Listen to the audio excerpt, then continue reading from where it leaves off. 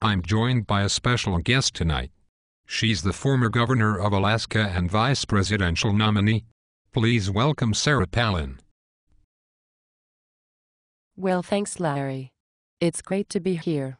I am sorry I was late. I had to drop my kids off at hockey practice. Can you tell us what you mean by grizzly bear mama?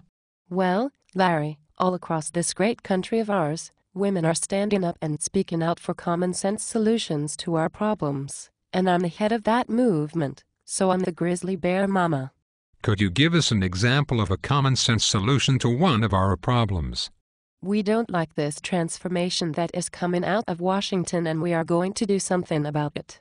It seems like it's kind of a mom awakening in the last year and a half where women are rising up and saying, no, we've had enough already. Moms just kinda know when something's wrong. Could you give us an example of a common sense solution to one of our problems? I like to think of Alaska and the mama grizzly bears that rise up on their hind legs when somebody's coming to attack their cubs. To do something adverse towards their cubs. Could you give us an example of a common sense solution to one of our problems? If you thought pit bulls were tough, well, you don't want to mess with a mama grizzly. And that's what we're seeing with all these women who are banding together and rising up, saying, no, this isn't right for our kids and for our grandkids. Could you give us an example of a common sense solution to one of our problems? We're gonna do something about this. We're gonna turn this country around and get it back on the right track.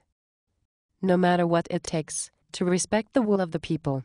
Look out, Washington, 'cause there's a whole stampede of pink elephants crossing the line, and the ETA stampeding through is November 2, 2012. But can you give us an example of a common sense solution to one of our problems? Lot of women coming together.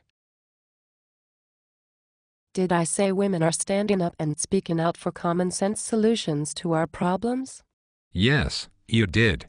Perhaps you could give us an example of a common sense solution to one of our problems.